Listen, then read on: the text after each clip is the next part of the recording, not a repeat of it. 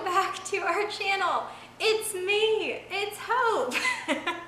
I know some of you may not remember me, but I am the other half of the Disney Sisters, and this is my very first time sitting down to film a face video since my surgery, so let's do it.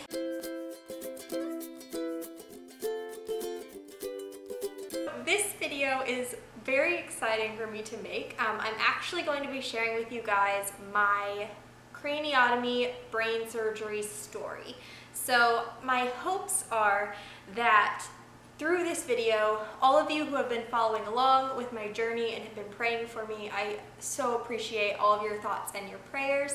I want to kind of fill you guys in on my surgery, how it went, and that'll also help to fill in some of the pieces of the puzzle so that as we go through my recovery videos, those will make more sense as well. And then the other part I want to make this video for is for other people who are also going through this type of thing, through surgeries and specifically brain surgery. I hope that you will happen upon this video and that you'll somehow be encouraged or just enlightened to know what kind of things happen. So I'm going to be talking about my actual surgery, how everything went, and then my hospital stay.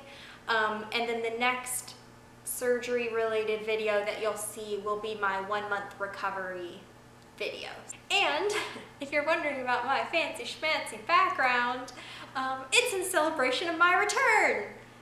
No, it's not. It's from the 50th anniversary of Walt Disney World, which my family has gone a few times to the parks and brought back some really nifty stuff. Unfortunately, I haven't been able to go to anything, but I got this really cool background out of it. You'll see it in a few different videos to come, but I'm gonna get up so you guys can just see how cool this is.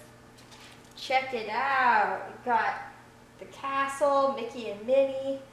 My only complaint with this is that Spaceship Earth is so darn small. Why is it so small? Figment's over Spaceship Earth, which that's pretty fitting. But so you'll see this background in a few of our upcoming videos as well. Okay, so we brought you guys in a little bit closer. It just felt like you were really far away. Yeah, so you'll see this background coming in our next few videos as well, and it's pretty fun. We've had to improvise a little bit with filming videos because I actually can't get to our normal filming space because it's upstairs and I can't go up the stairs. So this is our improvising of a background, but I think it turned out pretty cool. So anyway, into my story. Oh, one more announcement I want to make. This is something that I've been working on for a few weeks now. It actually started because with my recovery, there's been a lot I have not been able to do. Just with recovering physically, I am working on doing more and more, but really it's been a huge mountain to climb. So I haven't been able to lift anything. Now I'm starting to be able to lift things, but very, very light things. I have not obviously been able to work or even really film videos. This is my first video that I'm being able to film. So I was starting to get a little bit stir crazy. Not stir crazy, but I just needed something to be able to put like my time and energy into. And I'm actually really excited because now it's something that I can announce to you guys that I have started. So the big announcement is in my recovery from my craniotomy, I have actually started a Poshmark closet. So if y'all have not heard of Poshmark before, it is a reselling app and website that you can use to shop other people's closets. So my closet I started a few weeks ago, like I said, while I was in recovery. I just really realized that there are a lot of things in our Disney collection that we've been collecting over the years that we really don't need. And honestly, I know a lot of you guys and a lot of people on Poshmark would just enjoy these items so much more. So it started out by just being Disney items that were in our personal collections that we wanted to release. And now I'm actually finding more and more merchandise. If you guys remember, Abby and I have done park pickups for people for quite a while now. We haven't been doing them lately because of you know, life stuff. But during those park pickups, it kind of comes with the territory that sometimes people order things or you purchase things and then they cancel the order or they can't pay for it or just things fall through the cracks. And so there's quite a few items of brand new product from the parks that have just been sitting around for us because people didn't end up buying them.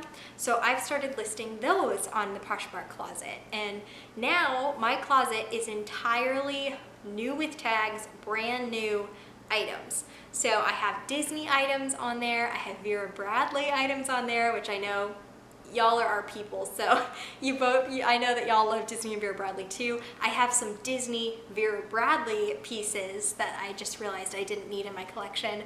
So that's been like my new journey. I have been starting this Poshmark closet. So my closet name is Happily Ever Hope. I'll put it up here on the screen. And that's basically our Disney Sisters closet. And I'm really excited because if you guys are on Poshmark, if you know a lot about the Poshmark app, that's awesome. Go find us at Happily Ever Hope. If you're new to Poshmark and you've never done this before, I'm gonna put a link down in the description. There's a code there, which is just Happily Ever Hope in caps.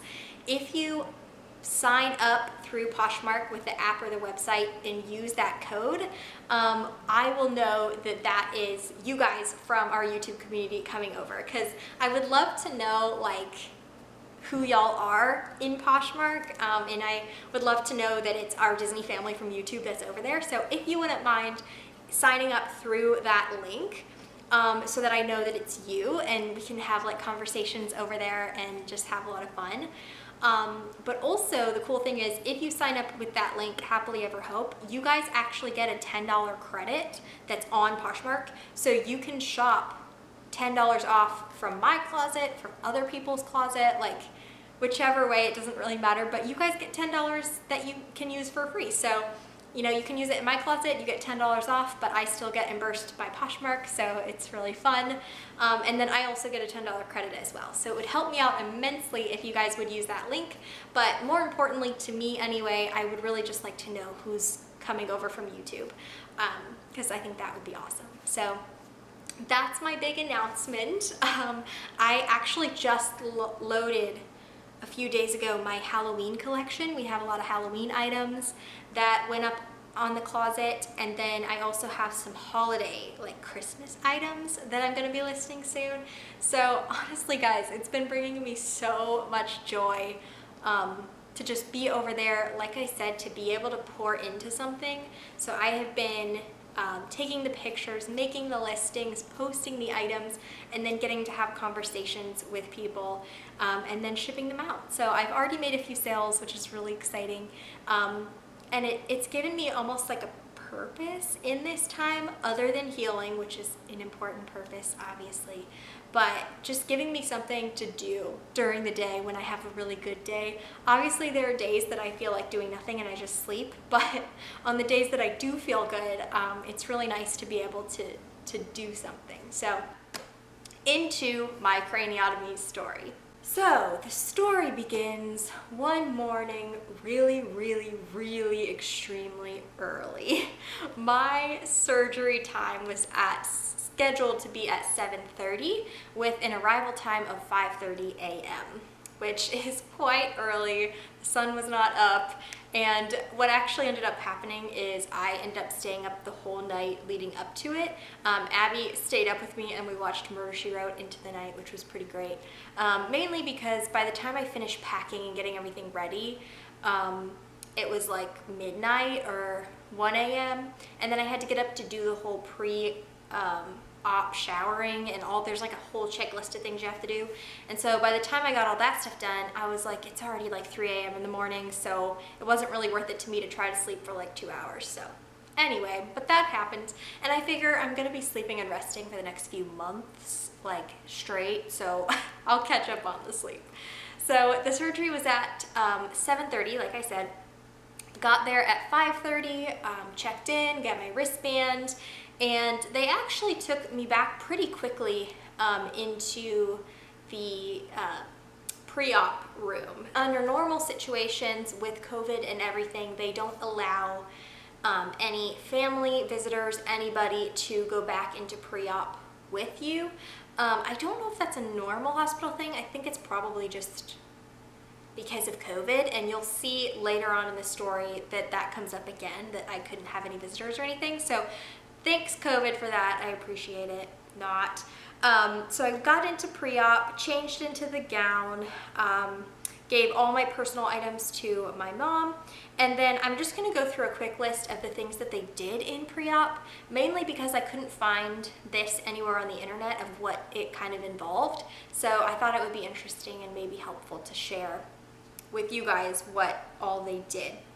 First of all, my pre-op nurse crew and also my surgical team were fantastic. I loved each one of them. And one of the nurses, which I'll talk about a little bit later, was a huge Disney fan, so we got to talk about all things Disney in pre-op, which was pretty great. So they inserted 2 IV lines into each hand, so 1 in each hand, and they, as I mentioned in my pre-admission testing video, which I'll go ahead and link up above. Actually, I'll link all of my other surgery videos that have happened up to this point in a card. But in that video, I talked about how I have like vanishing veins. It's hard to get my IVs. It's just hard to find my veins in general. So they went ahead and went straight to the hands, which I was totally fine with. It was a lot easier. I did tell them ahead of time, I have vanishing veins. I want your best like vein finder nurse possible, because it'll make the process go a lot quicker. So they did call for her. She came. It went super quickly and efficiently. So I had an IV put in the outside of each hand, and then I also had an A line put in my left arm. So the A line, I think it's arterial line is what it stands for, but it's one that goes into your artery. So it's their quick access way to monitor your blood pressure and all of the symptoms going on inside your bloodstream, which I thought was pretty cool. They explained all that to me, which I appreciated. And that one was pretty painful because it actually went into my wrist here. And that one was a wider tube, bigger needle, all that kind of stuff, because it was going into an artery instead of a vein. And that one stayed in the whole time as well, like through all of the surgery and most of the recovery in the hospital as well. So that one actually hurt a little bit more. And then they put this like paddle thing on my arm, mainly to protect the arterial line and make sure that it didn't get pulled out or anything. But it was kind of funny because they put all that in before they did the other stuff that I'm going to talk about, which had to do with my face. So I was trying to do all this stuff one-handed on my face, which I thought was funny. They had me use mouthwash just to like kill any extra bacteria that was going on in the mouth. And then I had to spit it out, but I was still in the pre-op bed, so this lady brought a pan and had to like spit into the pan, and it was interesting. And then I took off my cute Vera Bradley face mask that I had worn into the hospital, put on like a generic hospital mask. They put those really uncomfortable hospital socks on me, which there's a story that'll come up about those later in this story, but they put those on me. And I thought it was ironic because one of the nurses was putting those socks on my feet at the same time the lady was trying to put in my IVs. So the nurse lady's like, don't move, like keep her hand really still, and you know, she's obviously trying to get an IV in. And then the other nurse lady's like trying to put the socks on me, so she's like shaking my body because she's trying to shove these socks on me. So I had to use a lot of core strength in that to try to keep myself like balanced for this lady and also allow that lady to put the socks on me. So that was bad timing on their part, but it was fine. They attached a heart monitor to me and then marked on my face where the incision was going to be. So I'll pop up a picture here. This was taken in pre-op. The surgeon actually came in briefly right before, said, "Are you ready? Like, let's do this." I really like my surgeon a lot. He's great. So it was kind of, I don't know, just nice to get to see him. So he literally comes up and marks with I think it was a Sharpie, on my face, that like a little check mark. to say this is the side that the incision is going to be on, just so that they didn't make any accidents when they went in. And then I also got to meet the anesthesiologist, came in pre-op, and I got to meet him. He talked through a little bit about what they were going to be doing. And then I think it was the anesthesiologist's nurse who was the huge Disney fan. And she actually had a headband pretty similar to the one I'm wearing right now.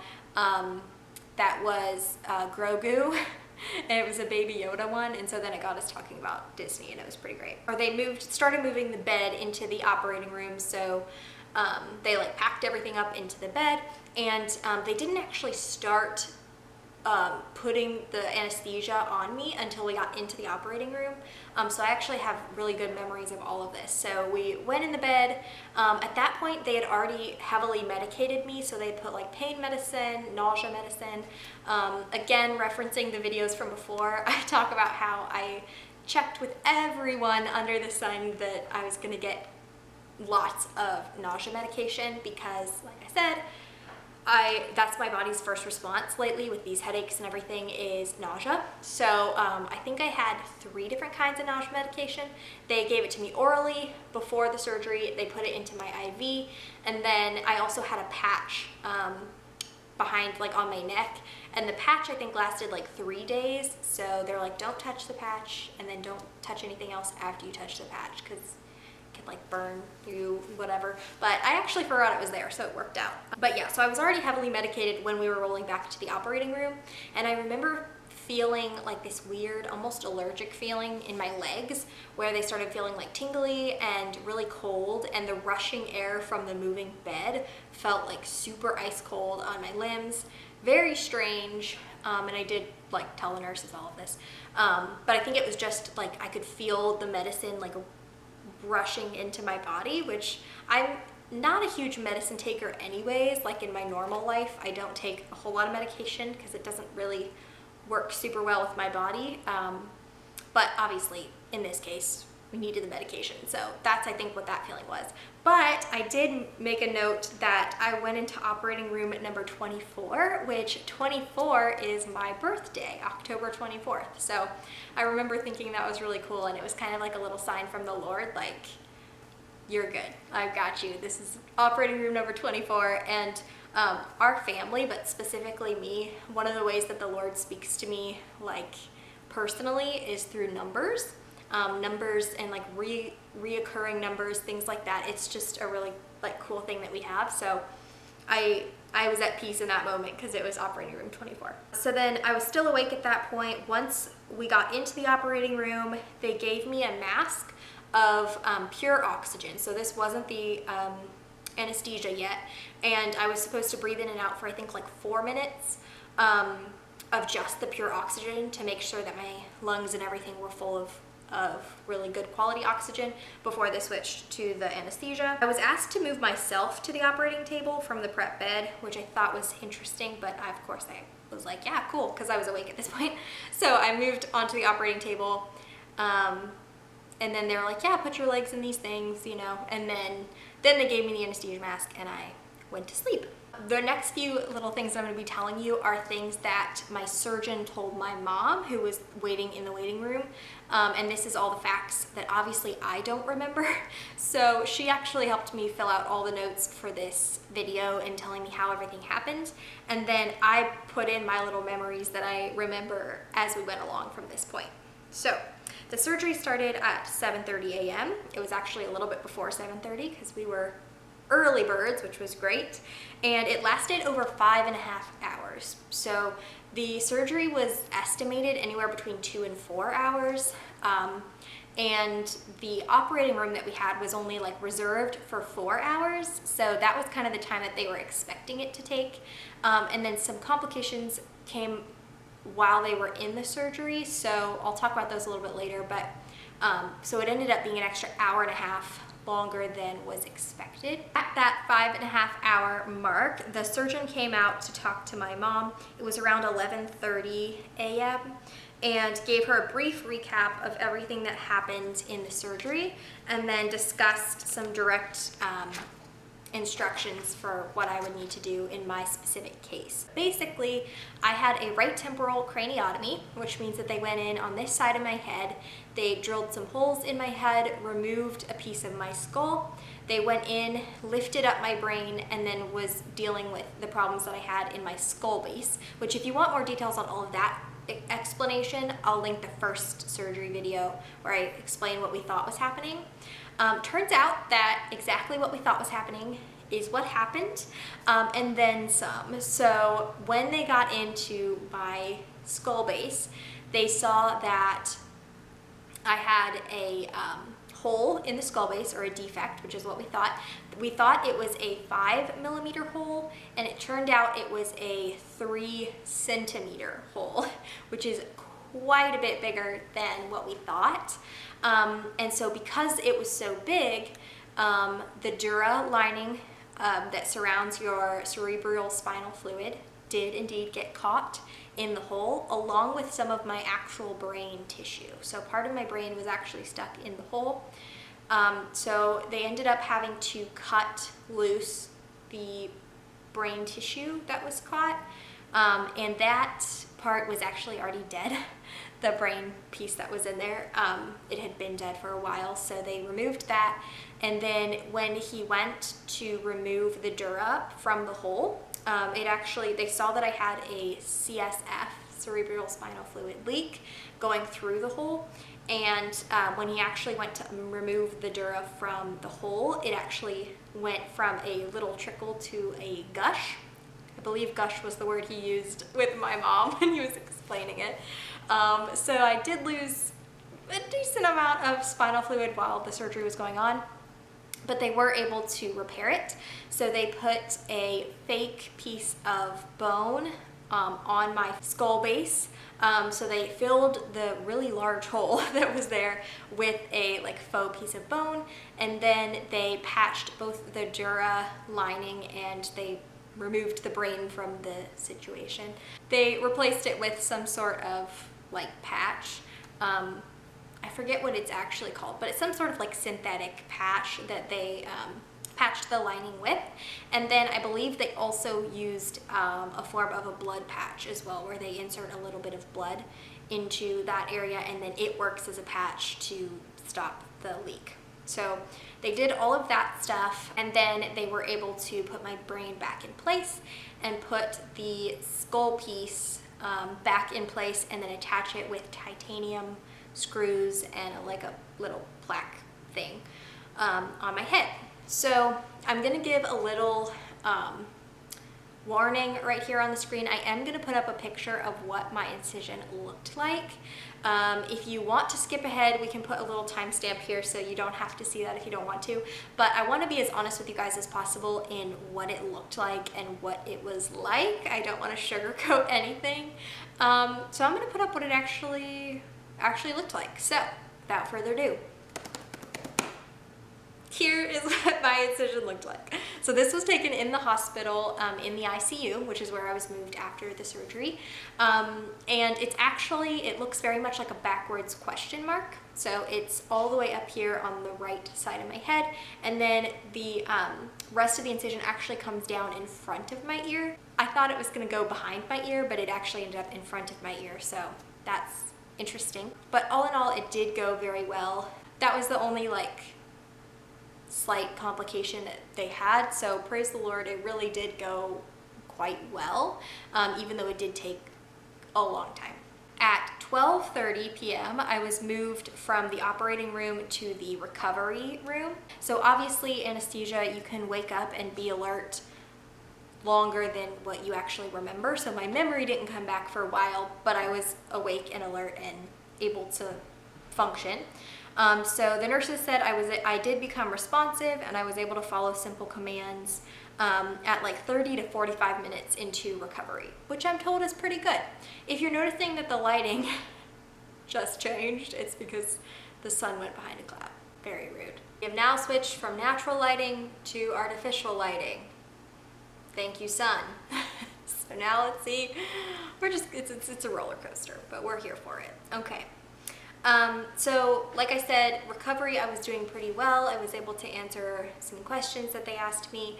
And here's where the nemesis of this entire story comes in. That's right, folks. I puked. Not only did I puke once, I puked a total of 3 times before I left the recovery room. I do not remember any of those, thankfully. But yes, I did, and as I suspected, that was like the #1 thing that I struggled with. So even with the nausea meds, the nausea patch, and the IV, I still puked what was not in my stomach, because there was nothing in my stomach because I had not eaten or eaten anything or had a drink since midnight the night before. So that was unfortunate. And we did find out later that anything that they tried to give me orally, like medication, water, anything, that's what my body was puking up. So I was not able to take any oral medications. It all had to go through my IV. So that was, yeah, not fun. And then I was held in recovery longer than I actually needed to. They cleared me from recovery pretty early, maybe like an hour and a half into it. But they didn't actually have any rooms ready, any rooms vacant in the ICU, which is where they move the surgery guests right from recovery. They move them to the ICU just so that they have extra care and eyes on them for a certain period of time. So I entered recovery at 12:30 p.m. And I didn't leave recovery until 5:15 p.m. So I was in recovery for like 5.5 hours. So I wrote in my notes, I remember the move from recovery to ICU because I was given oral meds right before we left. And I remember being wheeled through the halls. And I remember there was like this one hallway where it was like a bridge over a road or something, somewhere in the hospital where it was like glass walls. And I remember being awake to see like through those walls, and I remember thinking that it was super bright in that hallway and I wasn't in immense pain, because if you saw my first surgery video, light sensitivity was one of my major symptoms and one of my biggest problems. So I just remember having the thought of, I'm in a really bright, like sunlit hallway and my eyes aren't hurting. So that was pretty cool. Like I said, it was 5:15 p.m. I finally made it to my ICU room, and while the nurses were moving me from the recovery bed to the ICU bed, I let the nurse know that I was about to puke. And before they could get me the little puke bag thing, I did puke all over everything. So that's puke #4. We should put a puke tracker somewhere in this video because it'll get used, trust me. So that one, I actually do have a memory of this. I remember getting nauseous and telling the nurse that I felt like I was gonna puke, and then boom, it happened. So that happened. And that was my first introduction to the ICU, so that was fun. And I was also on heavy medication at this point, and I think I was on morphine for most of that because I would come in and out of consciousness, like from what I would remember. So I remember a little span of like 5 or 7 minutes, and then I would go back to sleep and not remember. And I think morphine is what I was on for most of this time. So I don't really remember a whole lot of what happened in the ICU. They gave me more nausea meds, which I did write down what they were. They were Phenergan and morphine were the two. Phenergan was nausea and morphine was for pain. And we found out later that the Phenergan clearly was not working for me because that's what they kept giving me for nausea, and I kept puking. So that was a no-go for me personally. Also, I made a list, or my mom made a list of everything that I was on in the ICU. So I had the leg massagers on. So if you've ever been through a surgery like in the hospital, they give you like these leg massager things that wrap around your calves, and they basically like will squeeze and release to make sure that the blood is circulating all the way to your feet and your toes and everything while you're stationary in a bed for hours and hours. It turns out those are one of my absolute favorite things. I'll talk more about those later, but they became my best friends in the hospital, those leg massagers, which I'm told that some people hate those and they hate the feeling of them, and I feel so bad for those people because they were like, these leg massagers were like my best friend, and anytime they had me move from bed to bed or whatnot, I asked if the leg massagers could come with me because they were pretty awesome. So I had those. I had a Foley catheter that was in my leg, and that was still in from the surgery. And then they replaced, I had a broken blood pressure cuff, so it kept giving like crazy readings for my blood pressure. And I had that all through recovery. So when they moved me to ICU, they're like, we're gonna give you a different one. We're gonna give you a new one and see if your blood pressure really is having issues or if it's just the cuff. It was just the cuff that was broken. So got a new one and that was all good. And then at 9 p.m., they began to give me a stool softener in pill form. What's gonna happen? You tell me.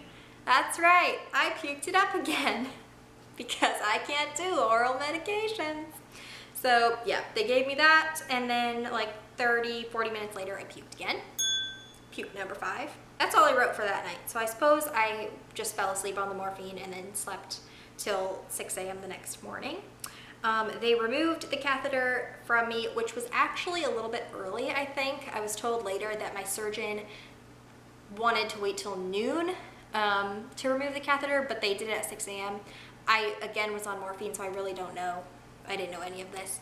But they did. I remember them removing it. I was awake for that part, which I'm like, of all the things to be awake and have memories of, that wasn't a fun one, but I was glad it was out. So they removed that and then cleaned everything up. So at 8 a.m., so that was at like 6 a.m., they gave me more morphine, more nausea medication, and removed the catheter. And this is still in the ICU, by the way. And then at 8 a.m., the surgeon came in. It was around 24 hours since the surgery had started. He actually removed the bandage from my incision, which is the picture that you saw a few minutes ago. He actually came in and removed the bandage, which I was surprised about. I don't know why, I just figured I'd have it on for a long time. But it was already like half off anyway, so. So as he was talking to us, he just removed the bandage and he's like, it's good to let it, you know, breathe and everything. And then he gave permission for me to go on a clear liquids diet, because it had been over 24 hours since I had been able to eat anything, so they wanted to try that. And since I had been a puking machine, they started me with clear liquids to hopefully not have any problems with that. Because they put me on the clear liquid diet. I had not puked in 8 hours, whoop whoop, which was like a huge victory for me. So at that point, they decided to give me Benadryl through my IV because we had noticed that it was very full of mucus, and we were thinking that the mucus being stuck like in my throat area is what was causing all this nausea.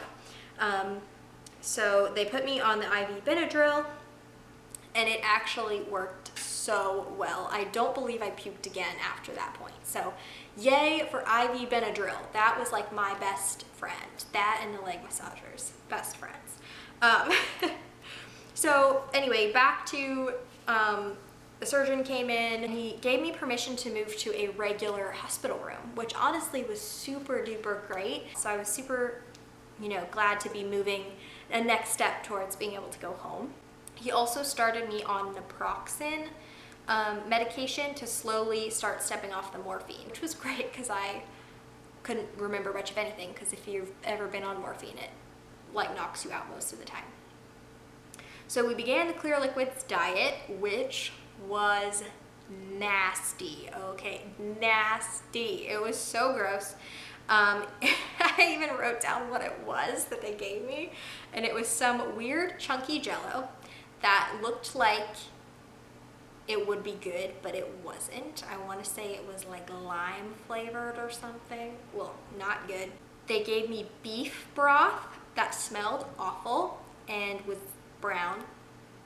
Yeah. I wrote down that lemon Italian ice was a lifesaver, which it was, like those little cups of like scrapable Italian ice, but I can't remember if that came on this tray or the other tray. So somewhere in this storyline, lemon Italian ice comes into the picture, and it was the only thing that I could eat and would eat because it didn't make me gag. And it was actually quite good because my throat was a little bit sore because of the intubation tube and everything. So also the intubation tube did come out, I believe, in the operating room before I was moved to recovery. So that, I don't have any memory of that, but my throat was sore from it. So I asked, because the beef broth was really, ugh, I asked for a different broth, and they switched it for vegetable broth, which was actually pretty good. I was able to drink the whole thing, and it didn't smell really bad. So yay for veggie broth, that was great.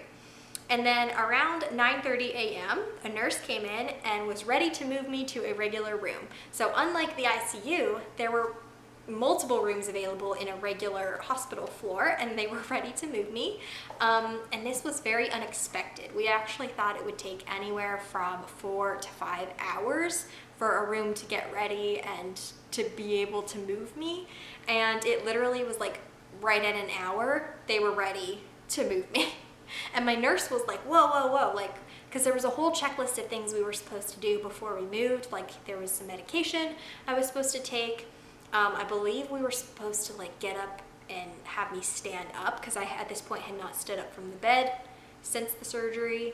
And there was a list of like 3 or 4 things I was supposed to do. I was supposed to get the food and eat it, or the broth and eat it.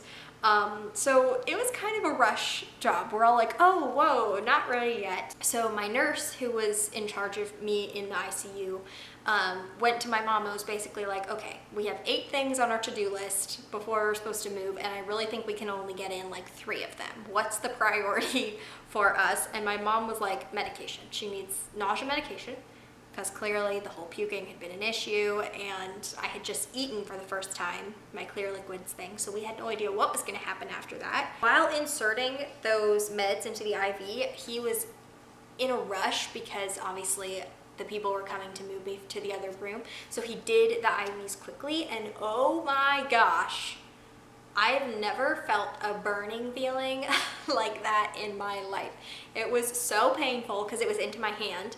And it just, I guess the speed at which you do it, I guess, as I'm not a nurse, so I really don't know, but I guess you're supposed to do it like slowly to insert it into the IV, and because he did it quickly, it like burned so bad in both hands. So that was not fun. And then around that time, the nurse who was supposed to move me to the regular floor came in, and I actually remember this memory like I was awake and alert at the time, obviously because I was in pain from the IV, but she came in with a wheelchair, and I remember her just being like smile-go-lucky like personality, and she was like, are you ready to move? And I looked at her and I was like, in that? Like, you want me to move in that? I've been in this bed for like 2 days now, or a day and a half. I have not even stood up at this point, much less sat in a wheelchair while also connected to all my IVs and my arterial line, which is still in my arm. So I was like, I'm thinking all of this in my head, and I remember asking her verbally if I could move in a bed instead of in the wheelchair, and I am honestly very proud of Out of It Hope in this moment, because the fact that I asked for that actually provided us another 20 to 30 minutes of time that we were able to finish doing the checklist that we were supposed to do before we moved. And I also did, was able to be moved in a bed instead of in the chair. So go me. Me now is proud of me then for asking for that, because it bought us a little bit more time. And that nurse was like, oh yeah, sure. So what they actually ended up doing, I know now later, they went down to my room on the regular floor, unhooked the bed, wheeled the bed up to me, transferred to that bed, and then they wheeled me down in that bed, which totally worked out great. But then there were like some complications in the midst of that, where another nurse was trying to prepare the regular room for me to come, and she's like, we don't have a bed in this room. So it was a whole thing, but it ended up working out great, and praise the Lord that it gave us another 20 to 30 minutes to finish doing the medication and everything that we were supposed to do before we moved. Also, that nurse, the nurse that was helping us move, and I think she was also the one who was in charge of taking out my arterial line, which happens a little bit later, she was awesome, and she was such a problem solver, and I really appreciated that. So they were able to grab the bed from the room, move it up, and then once they brought up the bed, they were going to move me, which if you've ever been in like a hospital bed, they put like this mat underneath you and then two people lift and they like shove you over. And so at that point, I guess I was feeling good because I was like, I think I can move myself if we want to try to like, you know, I think I can do it. And they were like, okay, yeah, like if you want to try. So I was able, they put the beds like side by side, and then I was able to like scooch myself over onto the new bed.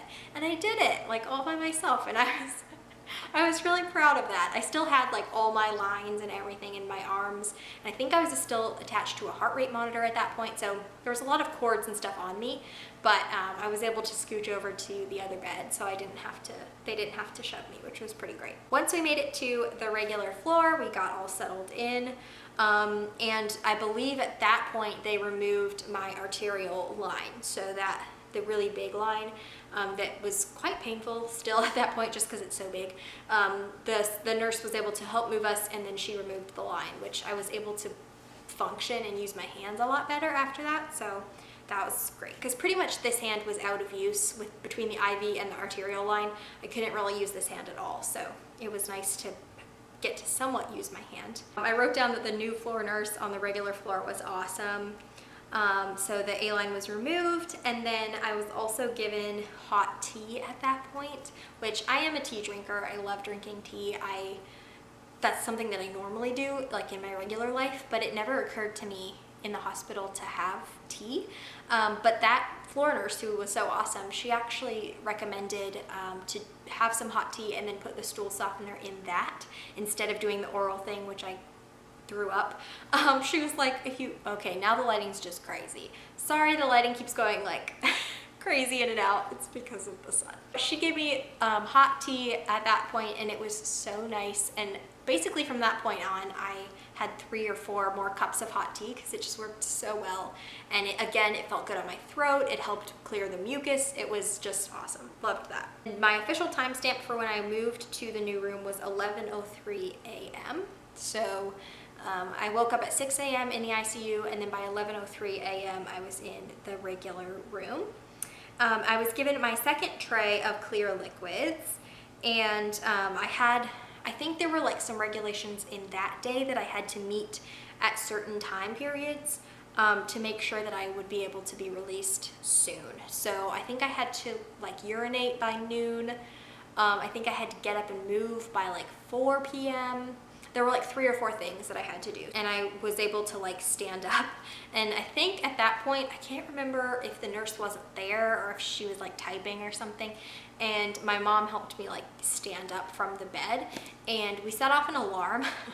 I guess there's like a bed alarm on all of the beds that if like somebody's not supposed to be getting out of the bed, it'll alert them so that they can come running in and help.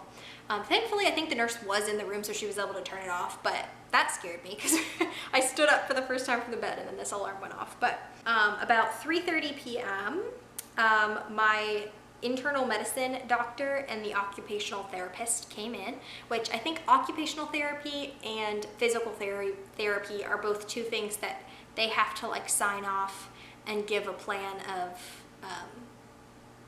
recovery before anyone is released from the hospital. So basically the entire day, that day was spent working towards trying to get me to be released as quickly as possible, which I super duper appreciate. Occupational therapy came in. She was really sweet. I do remember most of this because like I said, I had been stepped off the morphine at this point, so mentally I was more there. I was able to remember everything that was happening. So she had me walk into the bathroom, brush my teeth, brush my hair, clean my face, put on socks. I was able to do all of those things, which was great. I actually passed, I think with flying colors with the whole like leg thing.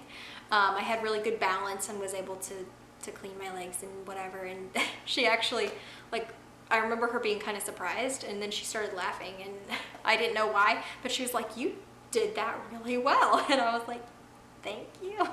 So anyway, it went well. Also, I wrote down that the occupational therapist was impressed with my packing and organization skills. If you guys missed my packing, my what's in my hospital bag video, I can put that above too. But in that video, I showed you guys how everything I was bringing. So I used a lot of things from my bag while she was there.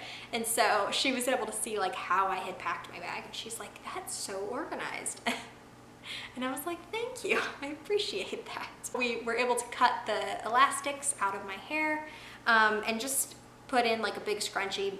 You know, I was able to get more comfortable because I was actually awake and like mentally functioning now. I'm super grateful to my surgical team because they left me a little bit of hair here. So the hair around here is all gone, but I have the hair on the top and then I have a little bit of hair here that goes in front of my ear. So when my hair is down, you can't really tell that I have a bunch of hair missing, which I'm super appreciative of. So I actually was able to sleep a lot after that.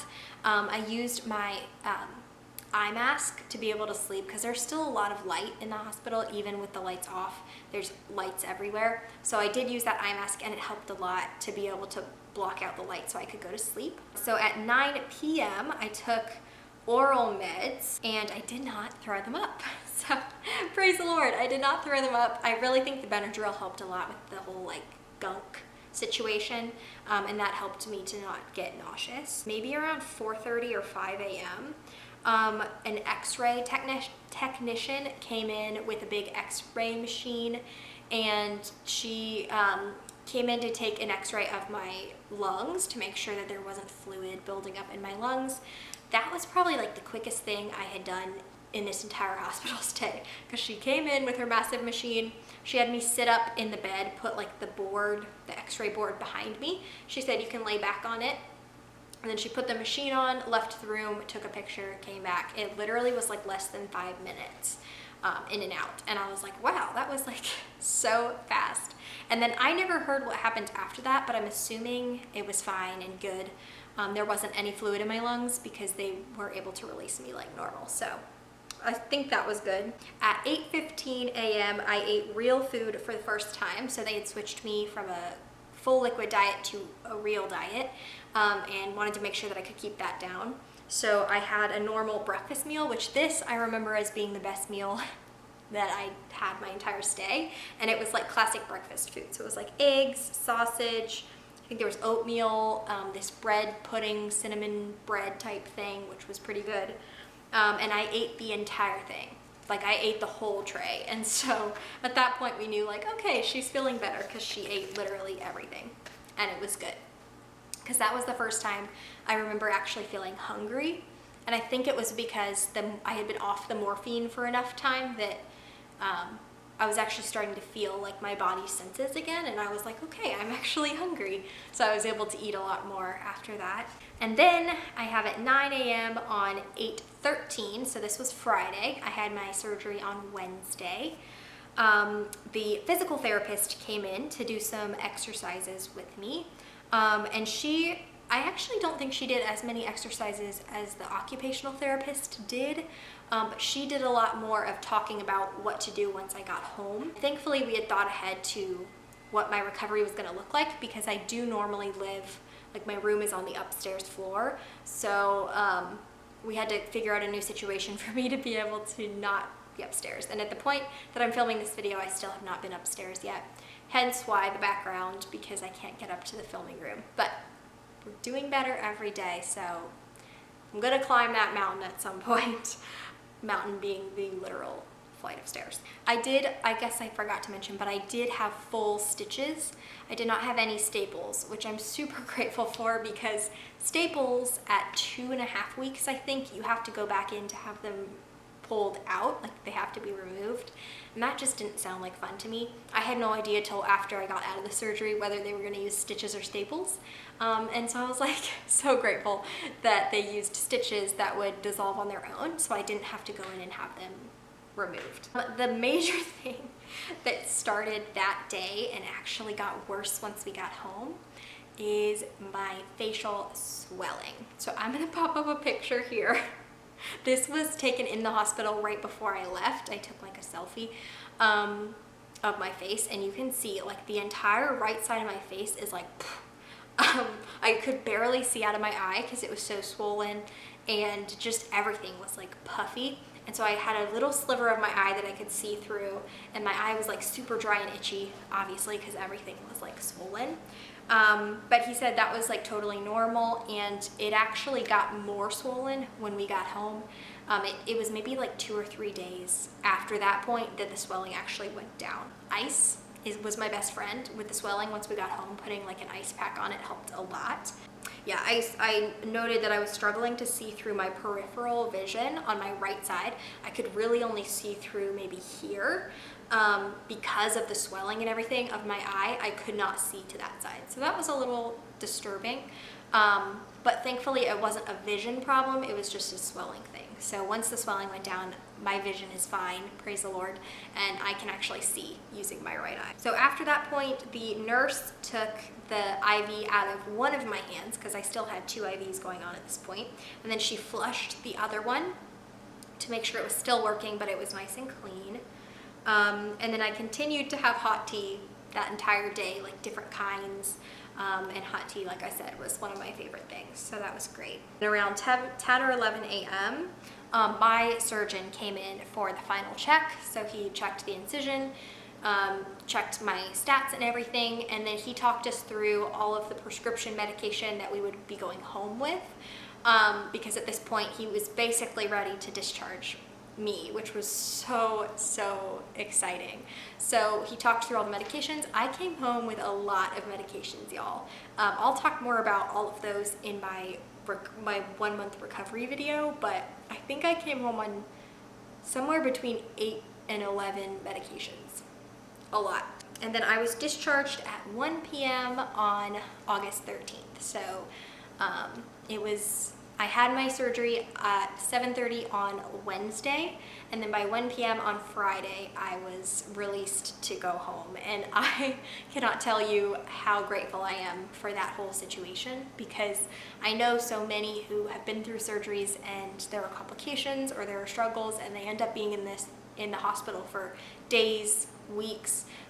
We had been told to anticipate anywhere between 3 and 6 days in the hospital after this. So to only be in the hospital for really like 2.5 days was such a gift from the Lord, honestly. I'm so grateful for that. So at that point, at 1 p.m., I was able to be released. So I took that picture with the puffy face that you saw, and then a nurse came in with the wheelchair and wheeled me down to the car, and I was able to come home.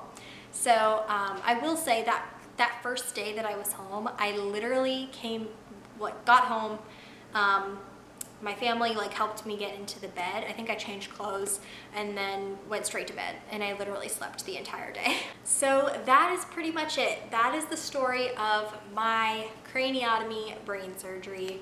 I know that this is a really long video. I am really proud of myself to be able to film this video. We've got more videos coming this month. I believe Abby and I actually have some videos together that we're going to be filming, which will be the first time we're filming together in months. Lots of months. So very excited for that. Lots of Halloween content coming. Go check us out on Poshmark. If you do find our closet on Poshmark, it has our same header. The header that's in all of our videos that has Spaceship Earth and it says the Disney Sisters. It's that same header on the top of our closet, so you'll know that it's us. Like I said, all the information is down in the description, including the code. So sign up, you can get the Poshmark app, or you can do the website and use Happily Ever Hope, and you'll get $10 off, and I will be alerted that you're with me on Poshmark. If you guys like this video, please give it a thumbs up. Don't forget to subscribe so you don't miss any of my future recovery videos, because I'll be keeping you up on how I'm doing. But honestly, it's just really great to see you guys and great to talk to you. So I would love to see you guys in our next video, and have a great day. Bye.